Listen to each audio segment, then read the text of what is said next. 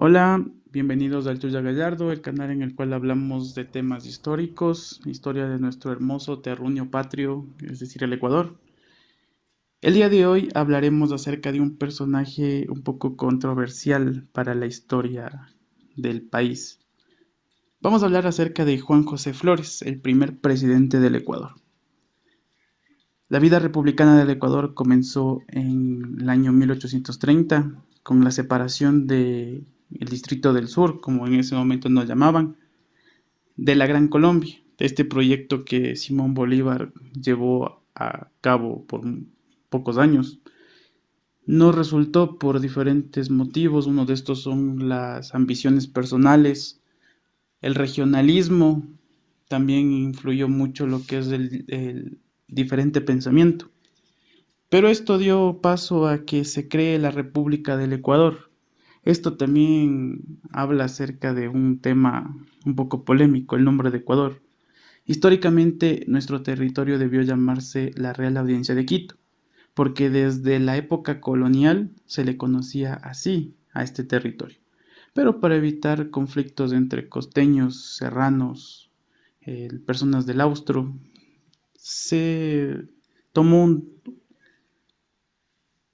un nombre neutral, algo que se pueda identificar a toda la nacionalidad.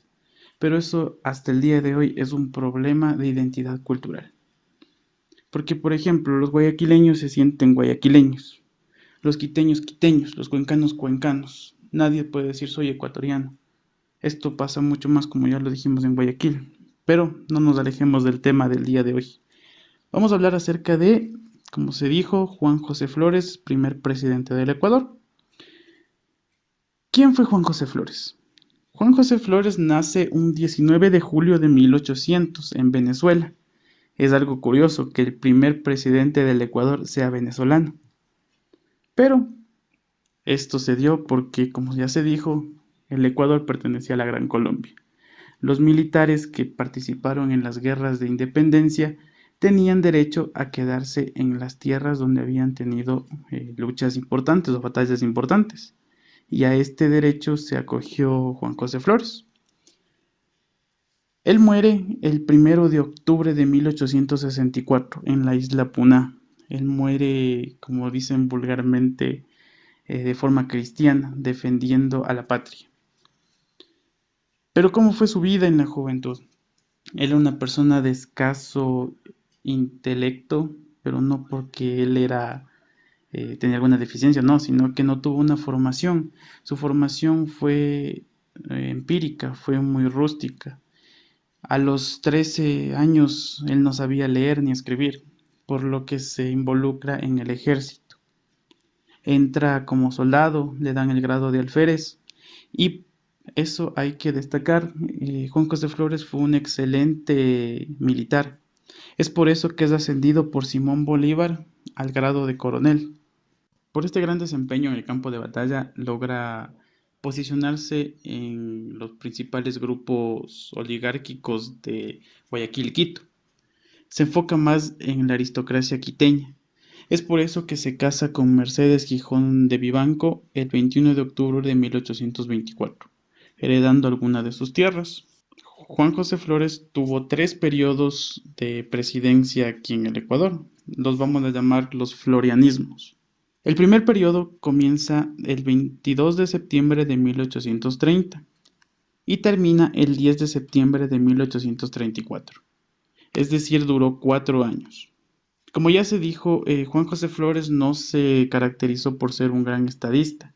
Es por eso que lleva a la bancarrota a la hacienda pública.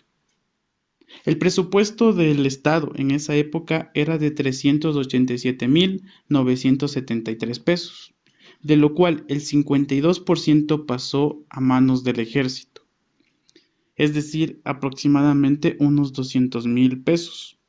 El resto, el 48% restante, se lo repartió entre pagar el sueldo al presidente, que eran 1.200 pesos, pasó también a la educación, a la obra pública y a pagar a funcionarios públicos. Es decir, se gastaba 187.973 pesos en todos estos rublos económicos. Aquí también comienza lo que es la deuda externa o la deuda de la independencia, la primera del Ecuador, que se dio en 1834. Comenzó en el gobierno de Juan José Flores y fue ratificado por el gobierno de Vicente Rocafuerte.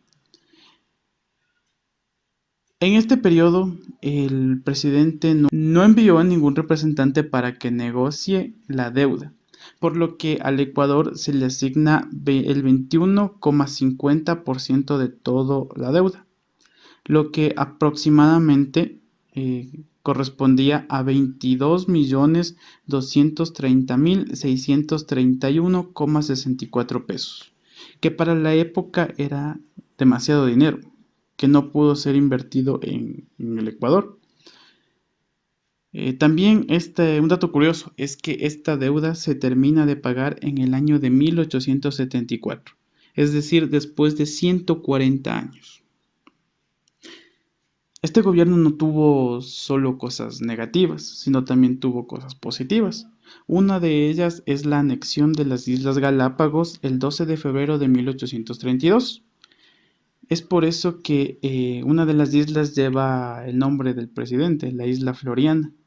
Es en honor a este acto que el presidente Juan José Flores ayudó a consolidar. Su gobierno tuvo mucha oposición, principalmente de oligarquías del Guayaquil, también de Quito, pero en una baja medida. Aparecen figuras como Fray Vicente Solano y Gabriel García Moreno. Tomemos en cuenta que García Moreno ya hace su aparición en las primeras etapas de la vida republicana. Aparece el periódico El Quiteño Libre, un periódico que fue de oposición, en el cual se criticaba de una manera muy dura al gobierno de Juan José Flores, con epítetos como vamos en contra de los fascinerosos con charreteras, refiriéndose al ejército, o a los etíopes importados. Esta era la manera en cómo se llamaba a los militares que estaban a favor de Juan José Flores. Luego de eso pasamos por una etapa de transición en el cual se da la presidencia de Vicente Rocafuerte, que la trataremos en una próxima oportunidad. Vamos a enfocarnos en el segundo periodo de Juan José Flores. Este va del 1 de febrero de 1839 al 15 de enero de 1843. Es decir, este periodo duró 4 años. Aquí se comienza a cosechar los frutos de la buena obra de Rocafuerte. Rocafuerte, una persona estudiada que estuvo en las principales universidades de Francia, de Italia, también pasó por España. Se caracterizó por ser un correcto estadista, por lo que en este segundo florianismo se dan todos los frutos de esa administración. Se apoya la industria, el comercio, las artesanías, la agricultura. Un dato curioso es que aquí se da el primer barco fabricado en los astilleros de Guayaquil. Es decir, el Estado se comenzó a modernizar y comenzaron a darse nuevas ideas de superación, ideas en las cuales se quería tecnificar al Estado. Aquí Juan José Flores lo que hace es prometer que iba a gobernar junto a los partidos políticos de oposición y junto al pueblo, acto que no cumplió. Y se dicta la tercera constitución de la República del Ecuador. Veamos, es del año 1839. Han pasado 9 años desde la creación de la República del Ecuador y ya tenemos 3 constituciones. A esta constitución el pueblo la llamó la Carta de la Esclavitud, por las medidas antipopulares y en cierto caso dictatoriales que ésta tenía. Como por ejemplo se decía que el Congreso se reuniría únicamente cada 4 años. Y esta constitución ayudó a perpetuar en el poder a Juan José Flores, por lo que se cambia de 4 años, que era el tiempo en el que el presidente debía quedarse en el poder, a 8 años. El presidente y el vicepresidente debían mantenerse en su cargo 8 años. También hay un cambio en el Congreso. A más de lo que ya se dijo, se decía que en este momento estaba separado en Cámara de Senadores y Cámara de Diputados. Los senadores se elegían por un periodo de 12 años y los diputados por 8 años. Tomemos en cuenta que todo este Congreso que dictó la Constitución puso de presidente a Juan José Flores para el siguiente periodo que iba a terminar. Hablemos acerca del siguiente periodo, el tercer florianismo, el cual se da desde el 15 de enero de 1843 al 6 de marzo de 1845.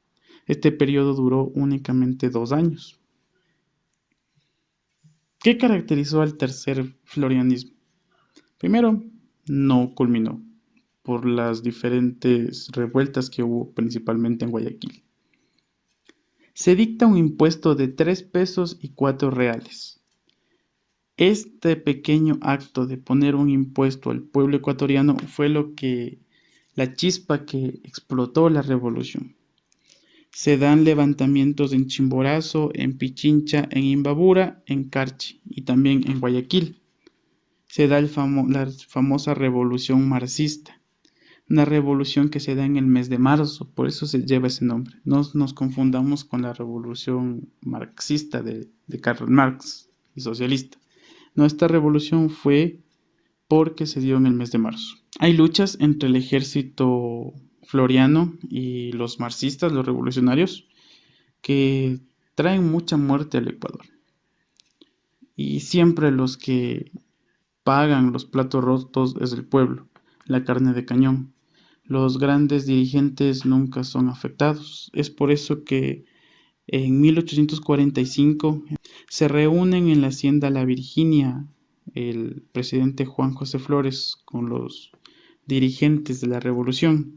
Entre estos aparecen nombres como José Joaquín de Olmedo, Diego Noboa y Vicente Ramón Roca, conjuntamente con los anteriores opositores del primer periodo, que fueron Fray Vicente Solano y García Moreno.